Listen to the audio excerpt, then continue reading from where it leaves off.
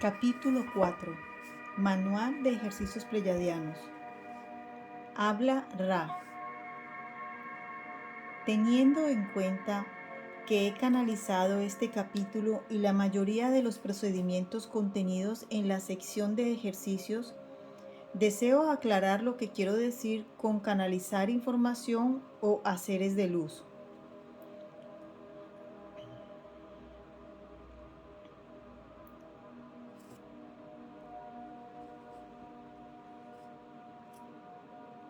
Nunca hago entrar a otros entes en mi cuerpo ni lo pretendo. Para el cuerpo es algo exigente en extremo, a veces hasta peligroso, excepto en raras ocasiones. La mayor parte de los entes o seres incorpóreos que entran en un cuerpo no saben cuidarlo para procurar que salga ileso de la experiencia. Además, introducir un ente en el cuerpo es simplemente innecesario. Soy extremadamente clariauditiva, así como clarividente, clariperceptiva e intuitiva. Respectivamente tengo oído, vista y tacto y conocimiento sensitivo plenos. En primer lugar, canalizo entrando en un alineamiento multidimensional pleno del yo superior, similar al descrito en el capítulo 13. Después ocurre una de dos cosas. Un ser etérico puede aparecer delante o encima de mí, presentándose ante mi visión clarividente y hablándome.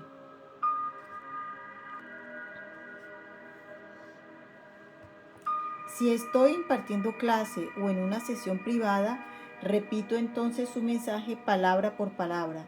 Si estoy sola, simplemente escucho y asimilo o copio el mensaje.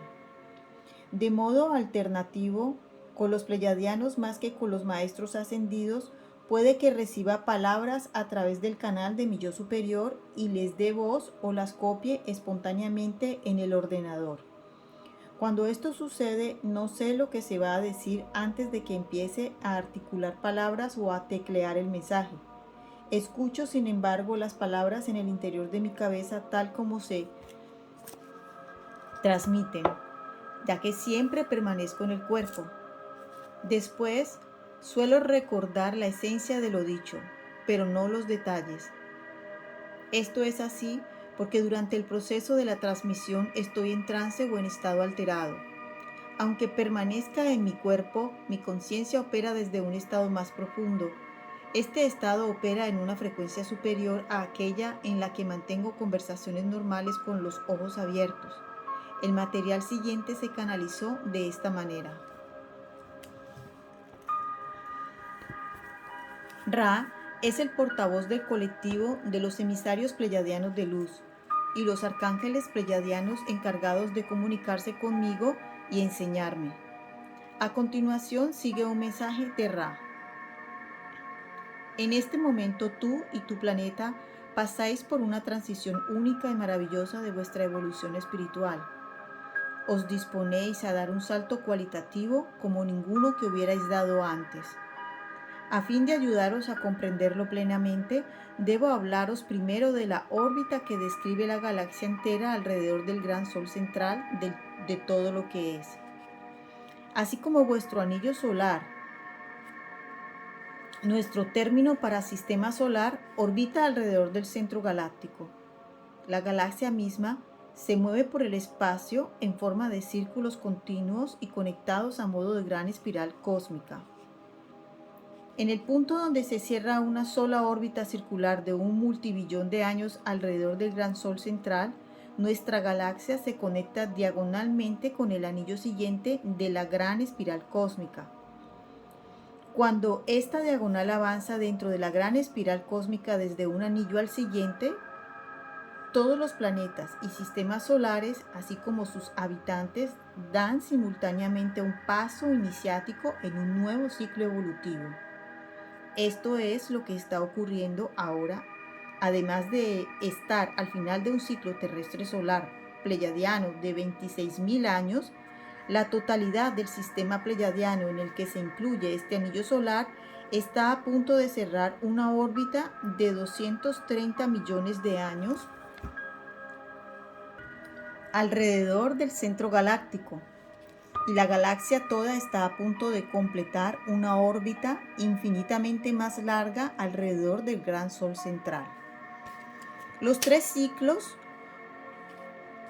completan sincronizados el último paso de la danza espiral dentro de otra danza, siendo este un tiempo muy crucial de transición. El objetivo es concluir la danza y empezar una nueva sin que nadie se pise los pies. Luego, la danza siguiente, más sofisticada y elegante, empezará a su debido tiempo. En términos de evolución planetaria terrestre, se trata de lo siguiente.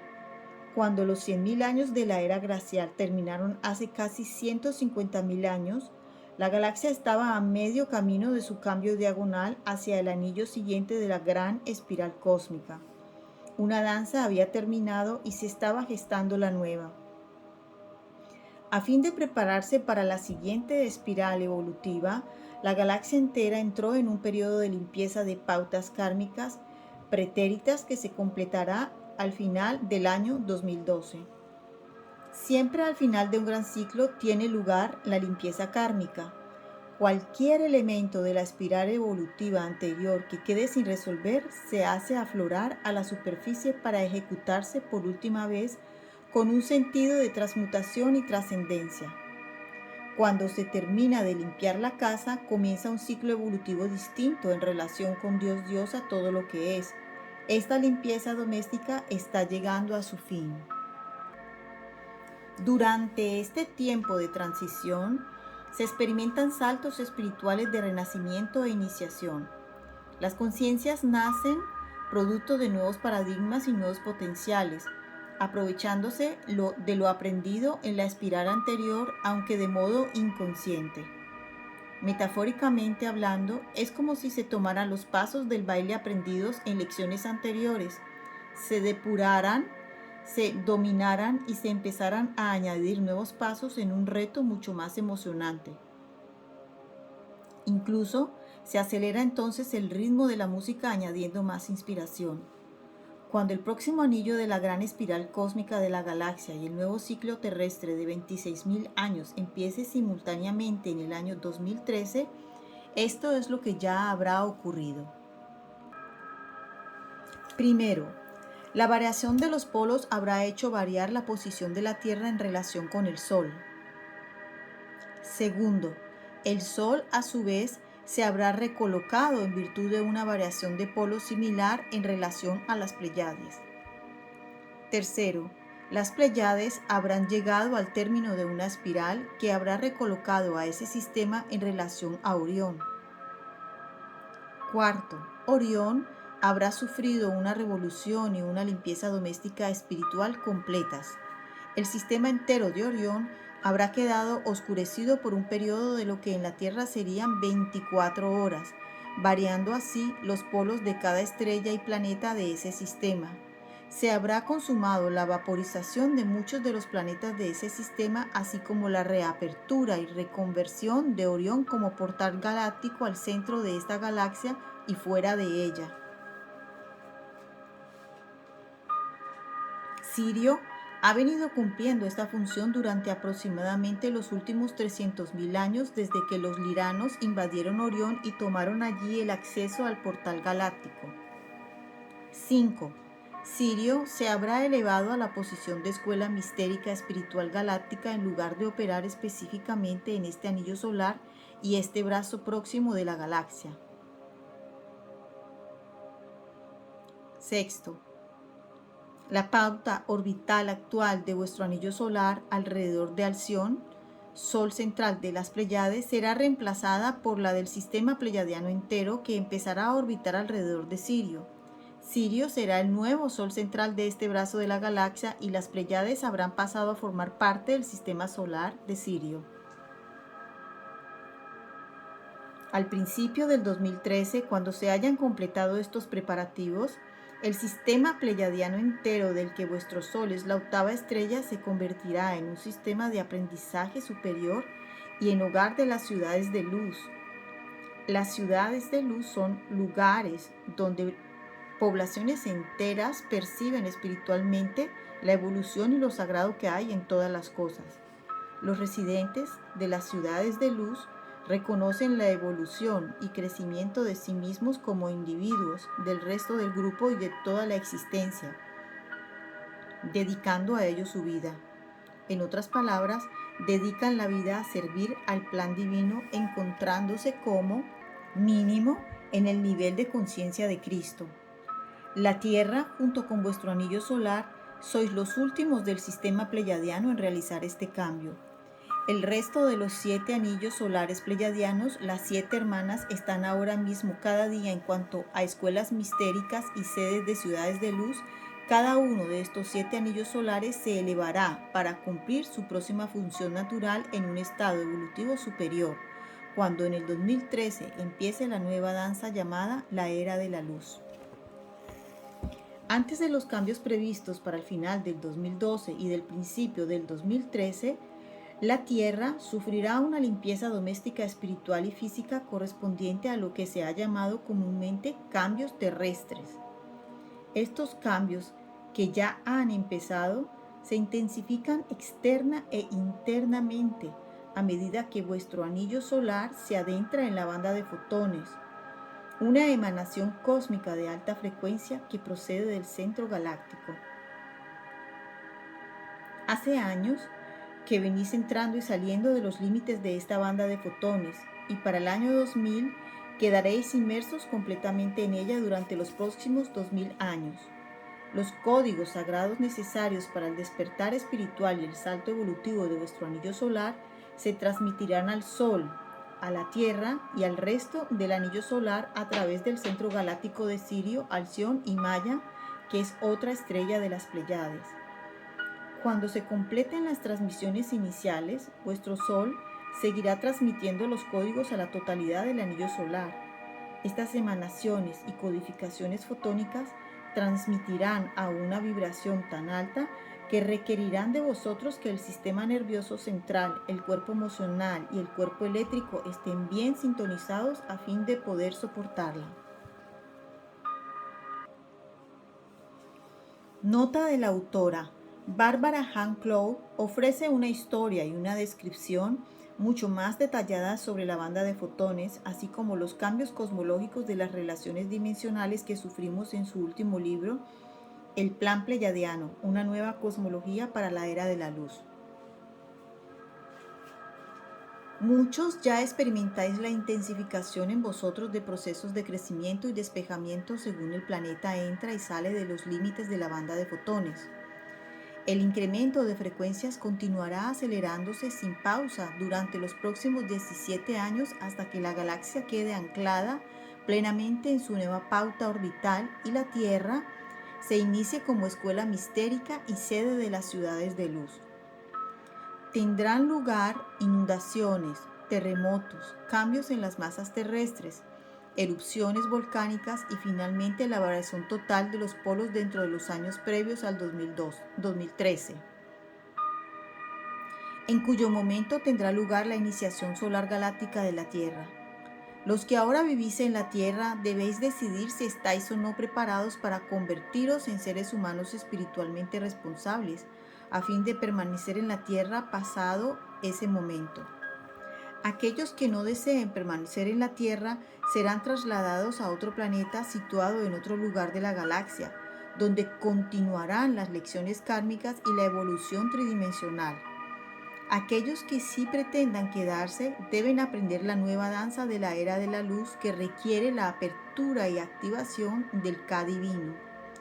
Si el Ka no funciona a pleno rendimiento, vuestro cuerpo simplemente no podrá resistir los incrementos de frecuencia cuando la luz fotónica llene cada vez con mayor intensidad la atmósfera de vuestro planeta y los cuerpos de los que se queden. Por lo tanto, el vestido único y apropiado que resulta aceptable para la nueva danza es el traje del Ka.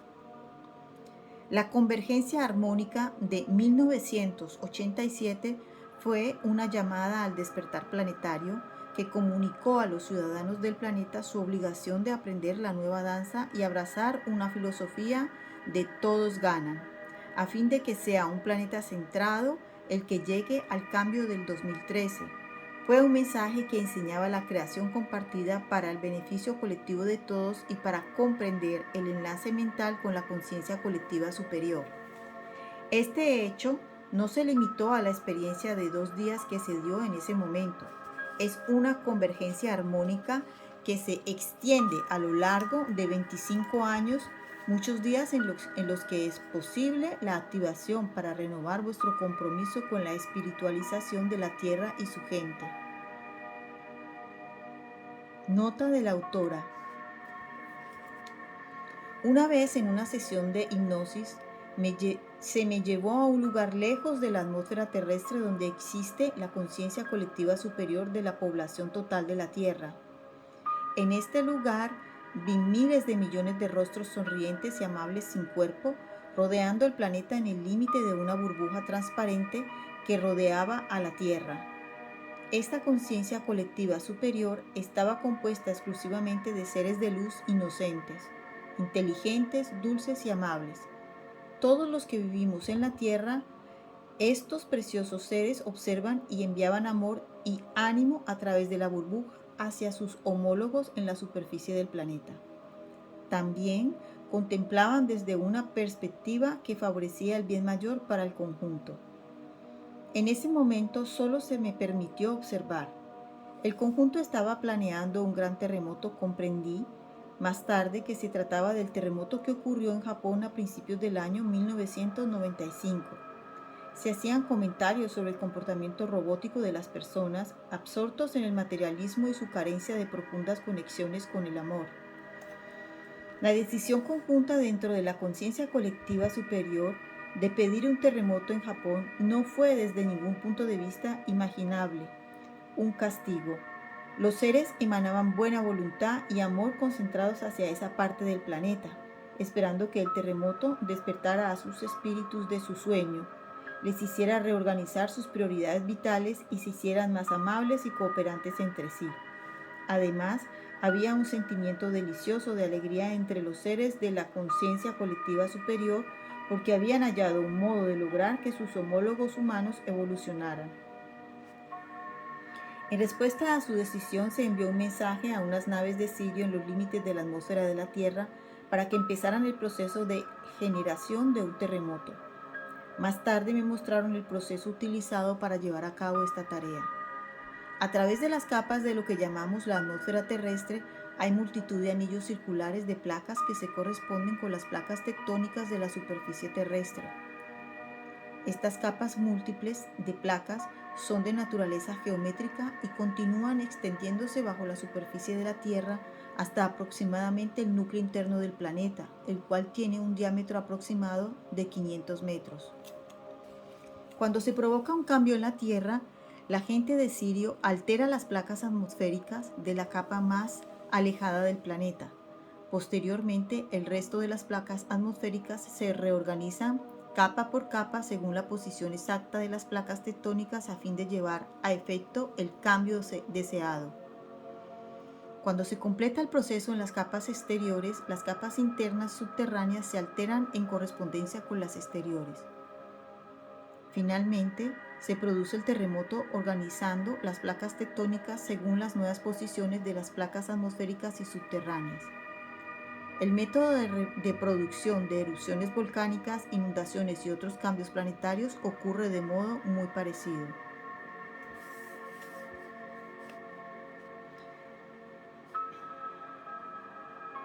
También existen cambios planetarios que ocurren de modo natural cuando las placas internas y externas se alteran en respuesta a aumentos de precisión, la contaminación tanto de polución como de energía psíquica, agujeros en la capa de ozono, la reducción de los bosques tropicales, la cual cambia el equilibrio atmosférico, extracciones minerales en exceso y bloqueos geotérmicos, así como explosiones y experimentos llevados a cabo por los gobiernos.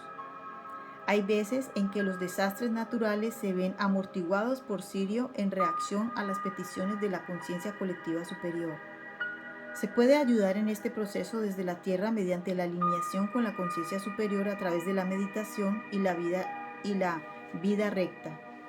Conozco varios terremotos y erupciones volcánicas amortiguados o evitados de este modo desde 1990, debido principalmente al alineamiento de la conciencia humana con la conciencia colectiva superior. Por ejemplo, se evitó una erupción volcánica en el monte Shasta en el 91. A principios de ese año, recibí el mensaje de una visión clara, en la que el monte Shasta entraría en erupción en noviembre. En la semana que siguió a esa experiencia profética, fui corriendo a ver a un astrólogo de la zona que me dijo haber predicho una erupción volcánica para noviembre. Me habló de su predicción sin conocer la mía. Esa misma semana me dijeron que una mujer medicina india había recibido la misma información, incluyendo momento y lugar. En los últimos días de agosto de ese año permanecí de pie bajo la lluvia observando la tormenta eléctrica más sorprendente que viera nunca. Surgieron rayos extremadamente amplios e increíblemente definidos y brillantes desde la montaña, disipándose en lo alto de la atmósfera. Hubo varias tormentas parecidas durante 3 días, tras las cuales los más perceptivos podían sentir una calma profunda surgiendo de la tierra y del monte Shasta en particular. Me dijeron que el número suficiente de personas había despejado y transmutado la acumulación de la baja negatividad astral y emocional, provocando la intervención y ayuda de las jerarquías que disiparon una carga acumulada en la montaña que de otro modo se habría liberado en forma de erupción volcánica. Mientras quienes como yo implicados conscientemente en el crecimiento espiritual, la meditación y el alineamiento con la conciencia superior, limpiábamos la atmósfera sobre la Tierra, los de Sirio alteraban las placas atmosféricas siguiendo la alteración de las placas tectónicas y subterráneas que se había producido. Cuando las placas de la atmósfera quedaron reorganizadas y la carga eléctrica acumulada se liberó a través del rayo, cesó la necesidad de una erupción volcánica. Ra vuelve a hablar. Cuando una persona ha alcanzado cierto punto en la evolución de la conciencia y vive en un área donde un gran terremoto o riada propaga la muerte, lo que ocurre simplemente es que asciende a través de la vibración al siguiente nivel dimensional, experimentando una elevación espiritual en lugar de la muerte. Puede incluso que esta persona ayude a realizar el cambio vibratorio a aquellos que estén listos para abrazar la luz. En las áreas de grandes terremotos, riadas, incendios y otros cambios terrestres donde el miedo, la negación, el odio, la codicia, la ira han creado planos de energía densos y amorfos en el plano astral inferior, las almas pueden quedar atrapadas en estas ilusiones en el momento de la muerte. Sin embargo, los seres de luz siempre están allí para ayudar a que asciendan en lugar de experimentar la muerte física en ese punto. Pueden elevar el área que los rodea a un campo de luz donde aquellos que deseen evolucionar y entrar en la luz se refugien y realicen la transición suavemente. Quienes realizan este servicio se presentaron voluntarios a él antes de entrar en esta vida y tienen generalmente experiencia adquirida en vidas pasadas referente a las almas que sufren la transición de la muerte. No hay nada que temer. Quienes tengan un compromiso genuino con la luz y vivan en ella simplemente avanzarán al lugar inmediatamente superior correspondiente. A otros se les presentarán opciones a cada paso. Pueden elegir el progreso espiritual a través de sus experiencias o permanecer con el miedo y la ilusión. Es vital que se suspenda todo juicio sobre aquellos cuyos cuerpos mueran en estos cambios terrestres. Algunos elegirán desastres naturales como método de partida porque su conciencia superior ha comprendido que su yo humano está demasiado inmerso en ilusiones para cambiar en esta vida. Otros abandonarán la tierra de este modo a fin de hacer que otros seres avancen hacia la luz durante la transición de la muerte y para establecer la pauta de ascensión como se ha dicho previamente.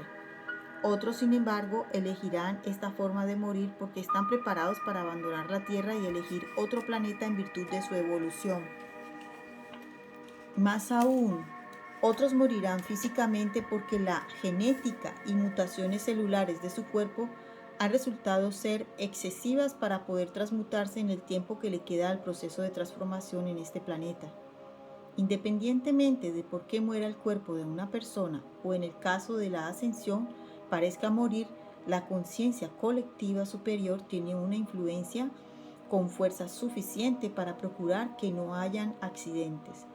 Aquellos que abandonen el mundo físico es porque debían abandonarlo. Quienes permanezcan en la tierra tendrán la responsabilidad de ayudarse unos a otros para la supervivencia física y la evolución espiritual. Para el año 2013, todos cuantos permanezcan en la tierra deben comprender los siguientes 4 principios evolutivos. Primero, el objetivo del ser humano sobre la tierra es evolucionar física, emocional, mental y espiritualmente. Segundo, todo ser humano posee una esencia divina hecha de luz y amor cuya naturaleza es el bien. Tercero, el libre albedrío es un derecho universal absoluto. La impecabilidad exige al yo entregar su libre albedrío al arbitrio divino mediante la fe y la confianza. Cuarto, lo que existe en la naturaleza es sagrado sin importar el modo en que sirva o satisfaga las necesidades del yo individual. En esta época, todo ser humano vivo recibe estos 4 principios espirituales de modo directo o sutil. Es ley planetaria que antes del final de un gran ciclo temporal como el que se da en este momento, debe hacerse que cada persona viva recuerde los 4 principios evolutivos a fin de que los abrace. Algunos recibirán estos mensajes a través de libros como este, El retorno de las tribus del pájaro, La profecía celestial, La quinta cosa sagrada, Mensaje mutante desde Australia, El plan pleyadiano, Una nueva cosmología para la era de luz, sin descartar otros.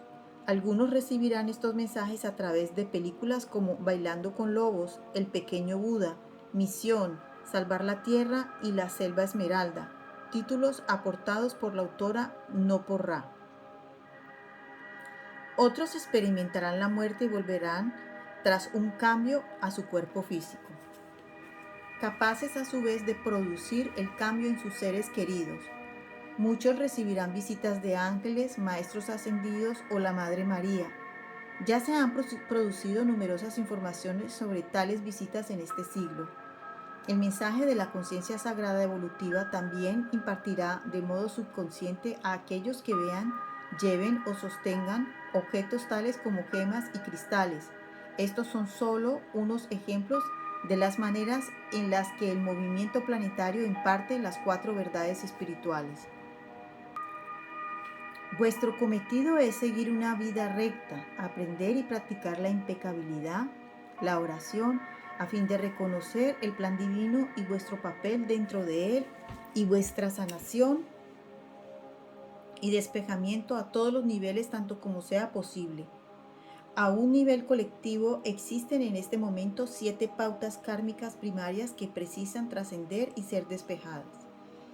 Las pautas que actualmente se exageran a fin de haceros consciente de ellas para así transformarlas son la arrogancia, la adicción, los prejuicios, el odio, la violencia, la tortura y la vergüenza.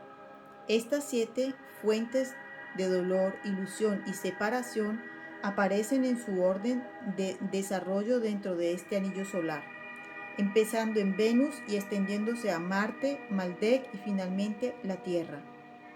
Está tan claro porque han alcanzado su punto más alto en la Tierra que huelga seguir profundizando.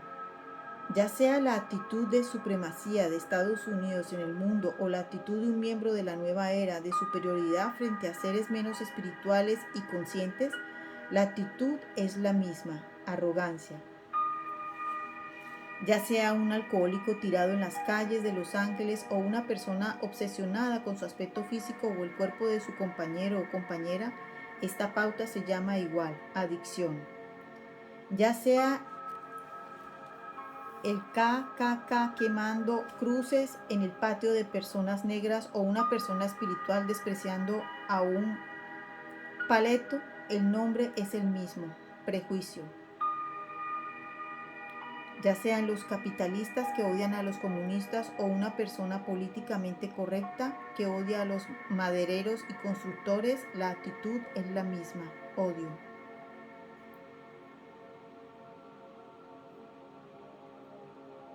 Ya sea Estados Unidos generando guerras en Vietnam o América Central, o un progenitor golpeando y degradando a un hijo, la acción aún tiene el mismo nombre, violencia. Ya sean indios, aborígenes, australianos u otros indígenas asesinados y su tierra destruida por los blancos, o sean ardillas y ciervos muertos a causa de conductores despistados que van muy deprisa, el problema es el mismo, tortura.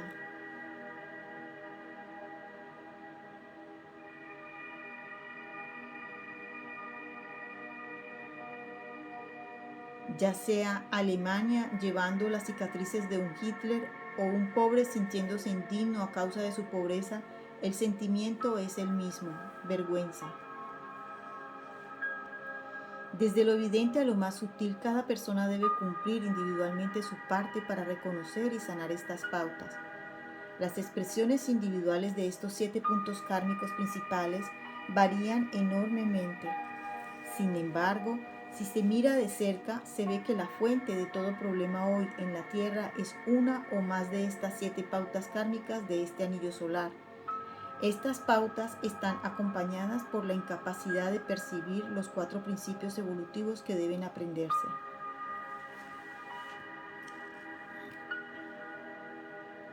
Nota de la autora. Las 7 pautas kármicas mencionadas son comunes a este anillo solar, aunque la lucha contra ellas se desarrolle en la Tierra. También existen 7 vicios primarios o trampas del ego que son analizados en las enseñanzas de la escuela mistérica inca y son específicas del planeta Tierra.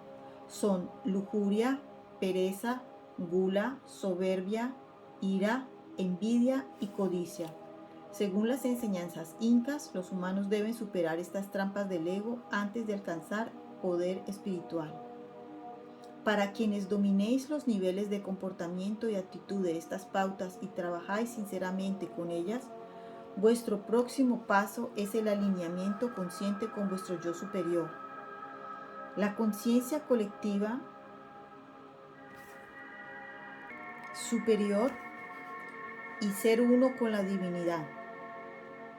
Este es el objetivo de este libro de ejercicios. Es el deseo de los emisarios pleyadianos de luz ayudar a quienes deseéis prepararos para los cambios terrestres, evolucionar y ascender con ese fin. Nosotros, los pleyadianos, siempre nos hemos presentado conscientemente ante seres de este anillo solar durante las épocas del cambio del ciclo evolutivo y esta no es una excepción. Mirad cuando empezamos a relacionarnos con grupos e individuos en la Tierra a principios de este siglo, 100 años antes del final del ciclo actual de 26.000 años. Las personas de la Tierra pidieron tener la oportunidad de despertar por su cuenta antes de que se produjeran comunicaciones directas a gran escala procedentes de las jerarquías, es decir, los pleyadianos, los seres de luz de Sirio, los emisarios de luz de Andrómeda, el Ser Supremo, el Consejo Superior de los 12, los grandes hermanos blancos y otros grupos espirituales más pequeños. Nosotros, los pleyadianos, nos encontramos entre vosotros en forma corpórea y etérica. Amora Kuan Yin, Bárbara Han Clow y muchos otros transmiten ahora los mensajes del mismo modo que ellas y otros pleyadianos siempre han hecho al final de otros grandes ciclos evolutivos de este planeta. Tras la destrucción producida por la alteración de los polos y los cambios terrestres al final del último ciclo de 26.000 años, quedaron entonces menos de 1.500.000 humanos en el planeta. Puede parecer muchos, pero si tenéis en cuenta que se extendían por todo el planeta y que antes de ese momento la población terrestre se acercaba a 2.000 millones de personas, el número de humanos supervivientes era pequeño. Ya existía entonces la conciencia colectiva superior. Aunque no se encontraba tan desarrollada en aquel tiempo, y esta conciencia pidió que se establecieran escuelas mistéricas en el seno de cada grupo cultural del planeta. Todos en la Tierra tendrían la misma oportunidad de aprender y crecer. A medida que renacían en la Tierra las almas jóvenes, cuyos cuerpos habían muerto en los cambios terrestres y la población volvía a crecer, las prácticas y enseñanzas espirituales se consolidaron y las maneras de vivir se llenaron con la evolución y el despertar espirituales.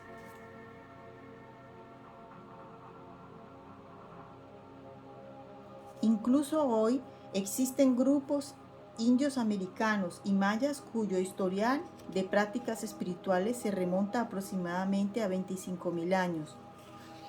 No es casualidad. Los maestros pleyadianos, los de Sirio y los de Andrómeda tomaron cuerpo físico, contribuyendo así a organizar varias civilizaciones, tales como las de Machu Picchu, Egipto e incluso la Atlántida. Lemuria había perdido la mayor parte de su masa terrestre y su población, pero los templos y enseñanzas de iniciación se mantuvieron a salvo en los territorios que quedaron en Hawái y en Monte Shasta en California. En cada lugar se fundaron escuelas mistéricas. Aunque la información y las prácticas eran a menudo coincidentes, la orden de Melquisedec y los templos de Alorá se establecieron en la Atlántida. Aunque el uso de cristales extendido en épocas anteriores se había perdido, resurgió para la sanación y las comunicaciones multidimensionales. Todd llevó la iniciación y conciencia solares a Egipto, junto con avanzadas técnicas espirituales como la teleportación, la telequinesia y el viaje a través de las dimensiones y más allá del tiempo y del espacio. Durante este periodo se construyó la Gran Pirámide con el propósito de recibir y transmitir códigos e iniciaciones solares para la gente de Egipto y el planeta entero. En todas las culturas se impartió la técnica de los sueños sagrados, evolucionando hacia prácticas chamánicas, sanación mediante el sueño y otros modos de viajar y comunicarse a través de las dimensiones. Los pleyadianos y los seres de Sirio y Andrómeda, que enseñaban y contribuían en el establecimiento de las escuelas mistéricas, viajaban a menudo de una dimensión a otra. Muchos de ellos se especializaron en la materialización y desmaterialización de su cuerpo de luz, actuando de intermediarios de los seres terrestres, las civilizaciones subterráneas y la multitud de naves de luz situadas alrededor del planeta en aquel tiempo.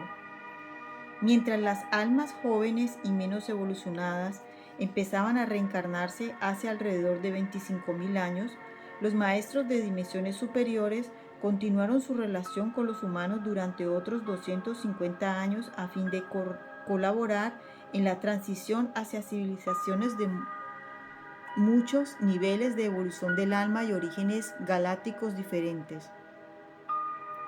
Algunos humanos apenas habían evolucionado muy poco más allá del comportamiento instintivo y de supervivencia. Su próximo paso evolutivo era nacer de progenitores más evolucionados, contraer nupcias con seres más evolucionados y de este modo entender su nivel de conciencia.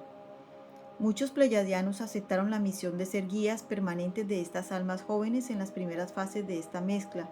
Algunos pleyadianos incluso adoptaron vidas humanas apareándose con humanos a fin de despejar las pautas genéticas y despertar el deseo urgente de evolución espiritual. A veces este proceso se denomina siembra estelar. Todo se hacía en respuesta a peticiones o acuerdos con la conciencia colectiva superior de los moradores de la Tierra.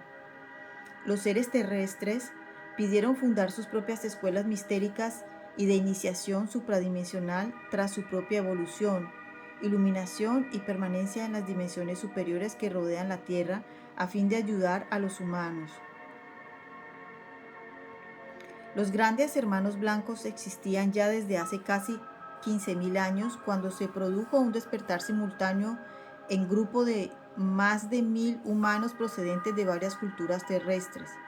Estos 1000 descendieron por unanimidad establecerse como grandes hermanos blancos, una orden que entonces se llamaba de la Gran Luz Blanca, a fin de establecer las bases de la iluminación y trascendencia espirituales sobre la tierra. Algunos miembros de esta orden Bodhisattva decidieron someterse a reencarnaciones periódicas en calidad de maestros ascendidos. Nacían físicamente de progenitores espirituales y solían recibir una nueva iluminación a los 21 años. En ese punto recordaban sus vidas pasadas, su ascensión y su propósito espiritual. Estos bodhisattvas reencarnados eran maestros excelentes y poderosos debido al hecho de que sentían con la gente de la tierra una afinidad más natural que aquellos que no habían sido nunca humanos. Había veces en que estos maestros ascendidos nacían y aún nacen hoy dentro de familias compuestas por almas jóvenes con varios grados de daño genético y pautas kármicas. Estos bodhisattvas aceptaron la responsabilidad de transformar, transmutar y trascender las energías inferiores a fin de crear mapas etéricos y de conciencia que otros pudieran seguir. Han sido y son los adelantados evolutivos. Las jerarquías aceptaron ampliar la orden de la Gran Luz Blanca para incluir en ella a humanos iluminados y ascendidos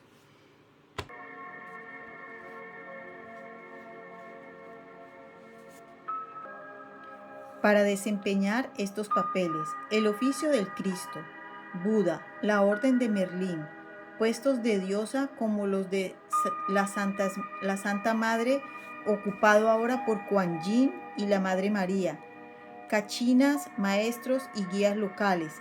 Antes del comienzo del ciclo actual de 26.000 años, los oficios supradimensionales, los guías, maestros y líderes espirituales planetarios habían sido sobre todo seres de luz de las Pléyades, Sirio y Andrómeda. Ahora la población desarrollaba un número suficiente de sus propios seres iluminados y ascendidos para establecer sus propios guías, escuelas mistéricas. Al comienzo de este siglo de 26.000 años, también se pidió que, excepto en momentos cíclicos y evolutivos cruciales, la guía y las enseñanzas superiores vinieran de aquellos iluminados que se hubieran encarnado alguna vez en cuerpos humanos. La población de la Tierra debía evolucionar hasta el punto de ser capaz de comunicarse por su cuenta con las dimensiones superiores y los sistemas solares. Fue entonces cuando aparecieron las enseñanzas K. Cada persona necesitaba comprender el modo de alcanzar las distintas metas espirituales para así llegar a constituir una raza de maestros en la tierra. En sus enseñanzas, los pleyadianos les hablaron de su yo superior, del K a través del cual podrían establecer el contacto permanente con el yo superior, las dimensiones superiores y los sistemas solares mediante una vida recta, la evolución, la meditación, la oración y el dominio de la conciencia. Podían lograr el alineamiento con su yo superior. Mediante el despertar del K divino, podían fusionar el yo superior con el cuerpo físico, personificando así su presencia de Maestro Divino o yo de Cristo.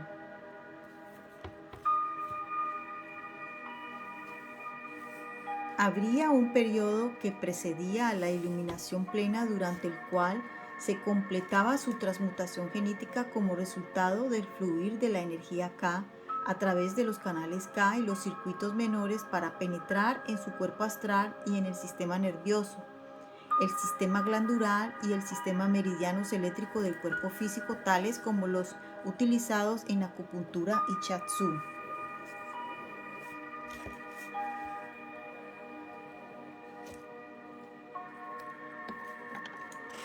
Durante los siguientes 5.200 años, varios miles de personas, iniciados en los templos K de Egipto y la Atlántida, recibieron la iluminación y muchos de ellos alcanzaron el nivel siguiente, la conciencia de Cristo.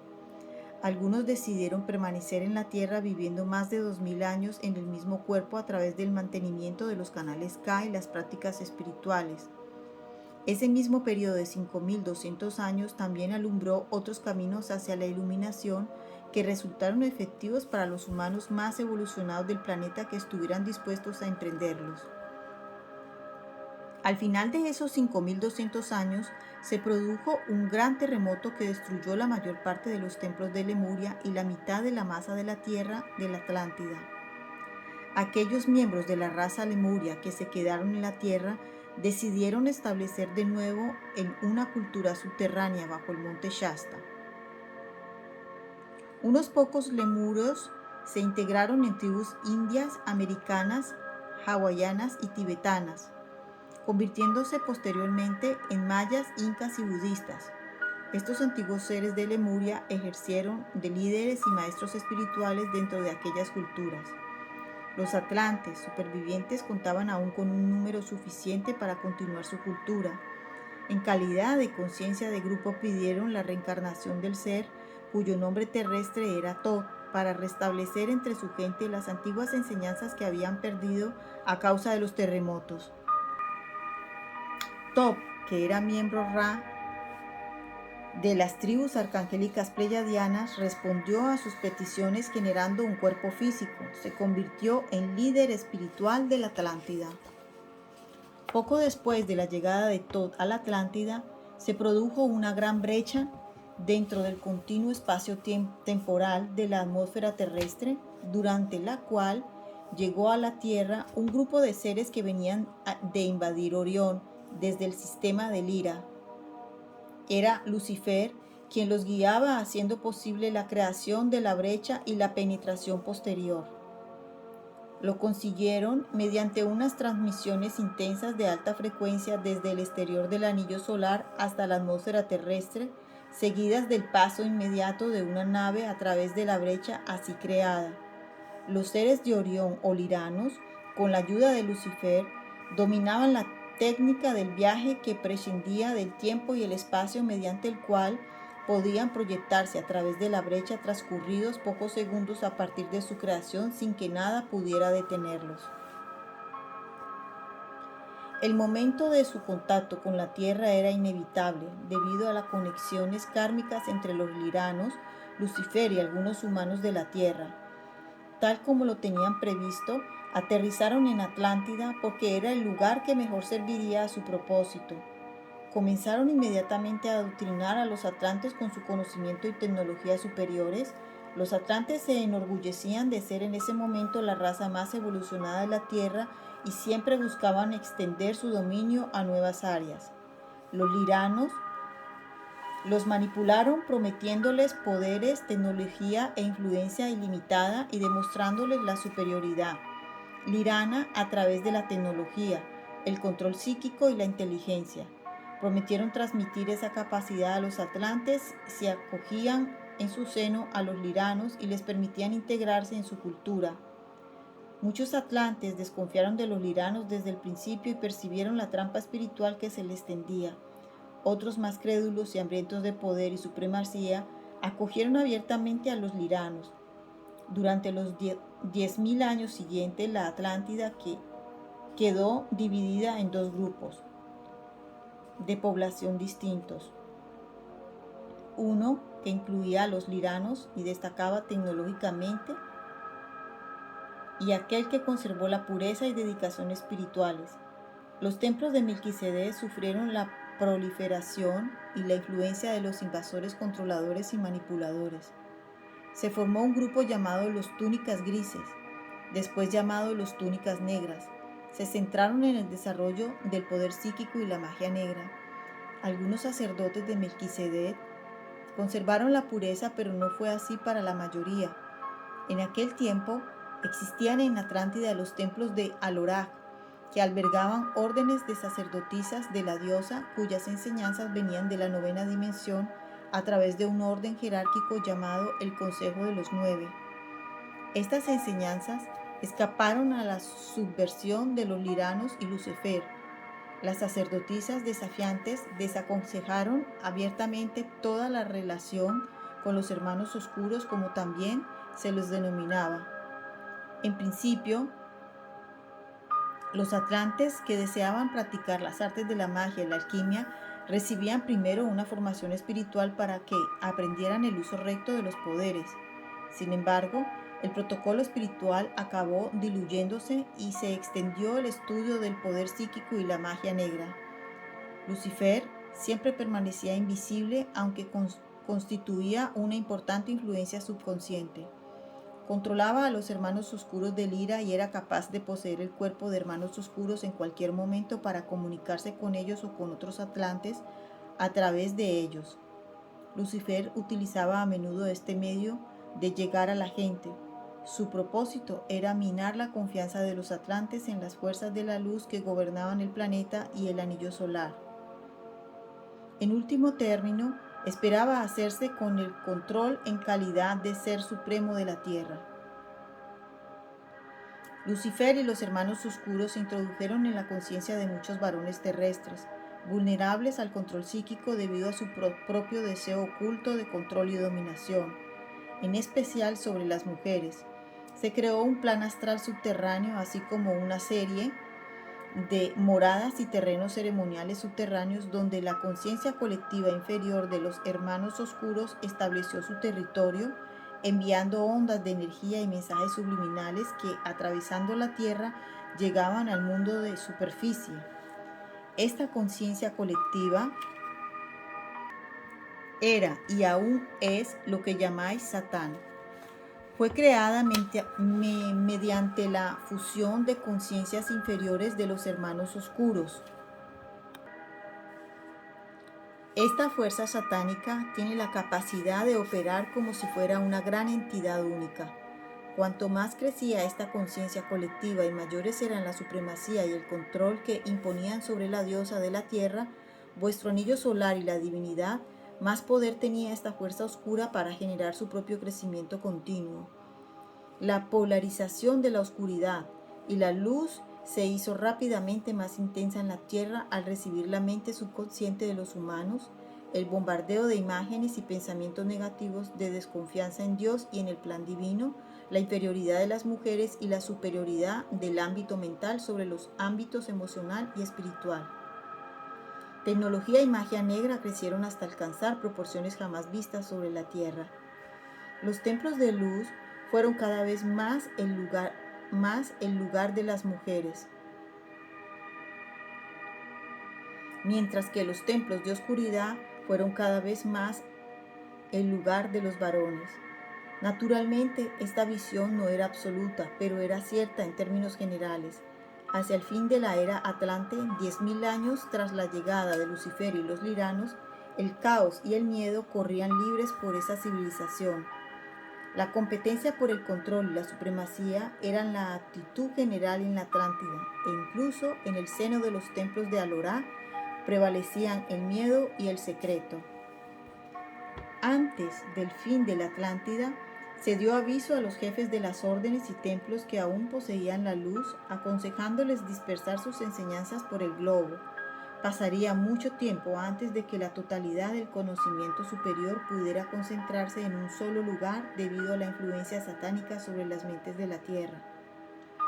Abandonaron la Atlántida pequeños grupos de personas formadas en todas las áreas del desarrollo espiritual. Se llevaron consigo muchos cristales que contenían información procedente de los anales acásicos, canalizada y programada en ellos por el Consejo de la Verdad. Uno de los cristales que se llevaron a Grecia las grandes sacerdotisas de los templos de Alorá fue tallado con la forma del cráneo de Tot, ser que había dejado la Atlántida hacía casi 9.000 años. El cráneo de cristal quedó enterrado bajo el templo del oráculo de Delfos, fundado por ese grupo de sacerdotisas, y sirvió para proteger el templo de los mensajes subliminales oscuros y las ondas de energía procedentes de puntos situados bajo la superficie de la tierra. Ya que este templo no podía recibir contaminación psíquica, los hermanos oscuros, bajo el nombre de guerreros de Zeus, acabaron encerrando y matando a las sacerdotisas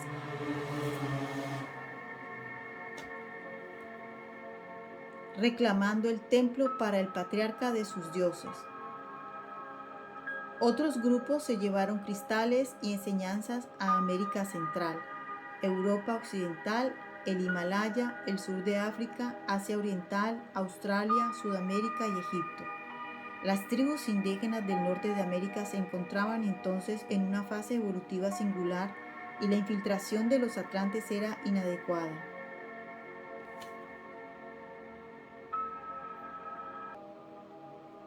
El grupo más numeroso, compuesto de hombres y mujeres, marchó a Egipto siguiendo las instrucciones del Consejo de los Nueve. Todos los grupos contaban con personas intensamente dedicadas a preservar la verdad divina que es luz y pasaron el resto de su vida estableciendo templos y enseñanzas iniciáticas en las distintas regiones. El hecho de que el mayor asentamiento tuviera lugar en Egipto se debió principalmente a la existencia de la Gran Pirámide. Siempre había contenido y aún contiene hoy día las vibraciones de la verdad divina y el código evolutivo solar. Se construyeron después muchas pirámides en Egipto, así como en otros lugares. Debían ser construidas sobre grandes cristales que contenían anales acásicos, colocados en varias formas geométricas que retendrían la luz e impedirían la entrada de vibraciones de densidad inferior. Los liranos y sus esclavos